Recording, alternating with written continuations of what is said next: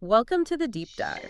We often hear about entrepreneurship and it's all hustle culture. Mhm. The 80-hour weeks, the constant grind. It's Right. almost like a badge of honor. Exactly. But what if that whole idea is maybe missing something important? Yeah, what if success looks different? Right. So today we're doing a deep dive into a really interesting idea from a source called The Balanced Entrepreneur, a measure of success. Sounds fascinating.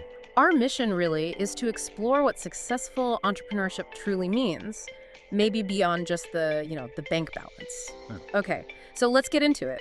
This source, The Balanced Entrepreneur, it offers this. Well, it's a pretty unique benchmark for success, actually kind of revolutionary. Okay. Yeah, it states, and I'm quoting it directly here, if your business gives you the freedom to have breakfast and dinner with your family, have lunch with your spouse, and work out regularly, you are already a successful entrepreneur. Wow.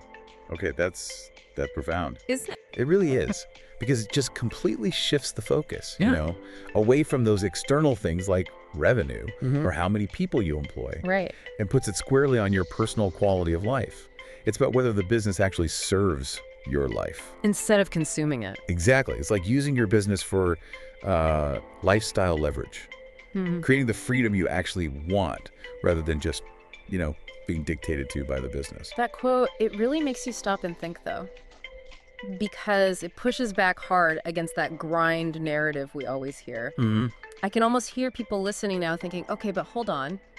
Don't you have to sacrifice everything, especially at the start, to build something big? I- Is this is this even realistic for a founder? That's a fair question, a really Yeah. crucial one, actually. Yeah. And I don't think the source is saying, don't work hard or avoid responsibility. Not at all. Okay. It seems to be making a more subtle point, distinguishing between like necessary short-term sacrifice. Yeah, the unavoidable stuff. Yeah, versus what your sustainable long-term definition of success looks like. It's almost suggesting you should design the business with this balance in mind. From the beginning, not just something you hope for later. Precisely.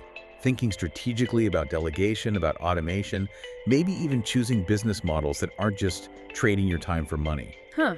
Because you hear about so many entrepreneurs who get financially successful. but they're trapped. Exactly. They lack the very freedom this quote is talking about, ironically, trapped by their own success. So, thinking about what this means for you, the listener, it's like reframing true wealth. Completely. It's not just the money, it's the time you get back, the health you can maintain, the relationships you can actually, nurture. It's about consciously using the business as a tool for the life you want. Instead of letting the business run you ragged, you have to wonder how many founders look back and wish they'd thought about this sooner.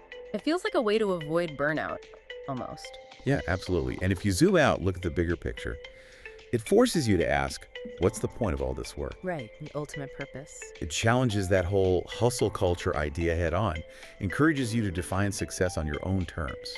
Prioritize what feels right internally, not just chasing external validation. Building something that supports your well-being, not drains it. It's like building a springboard for your life, not a cage.